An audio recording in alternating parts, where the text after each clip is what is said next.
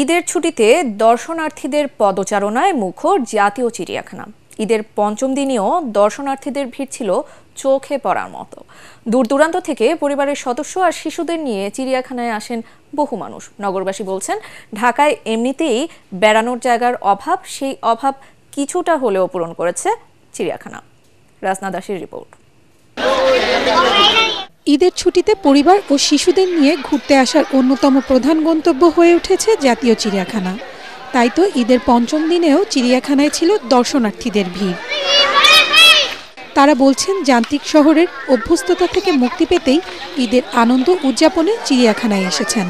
আগে তো আমাদের এগুলো চেনার জন্য চিড়িয়াখানায় আসা লাগতো না, আমরা প্রকৃতি থেকে শিখতে পারতাম, কিন্তু এখন ওরা ঢাকা শহরে তো এগুলো শিখতে পারে না। বানর দেখছি, তারপরে যে এখন বাঘ দেখতে আসছি। ঈদের ছুটি পাওয়া যায় সব সময়, সেজন্য বাচ্চা ফ্যামিলি নিয়ে ঘুরতে আসছি। 20 বছর পর আসলাম চিড়িয়াখানা। ওইটা যেভাবে দেখছি পশু পাখি, এখানেও সেই একই রকমই দেখতেছি। বাঘ, সিংহ, বানর, ভাল্লুক সহ বিভিন্ন পশু পাখির খাঁচার সামনে ভিড় ছিল শিশু সহ সব বয়সী মানুষের। বানরের লাফালাফি আর সিংহের গর্জনে তাদের আনন্দের সীমা ছিল না।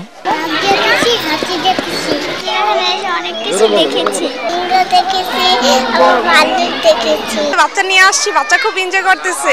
চিড়িয়াখানা কর্তৃপক্ষ জানায়, দর্শনার্থীদের নিরাপত্তা নিশ্চিতে আইন শৃঙ্খলা বাহিনী সবসময় নজর রাখছে।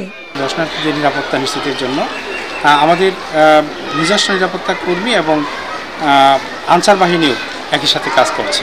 শনিবারও চিড়িয়াখানা সহ রাজধানীর বিনোদন কেন্দ্রগুলোতে ভিড় থাকবে বলে মনে করছেন সংশ্লিষ্টরা। রাজনা দাস, ATN বাংলা, ঢাকা।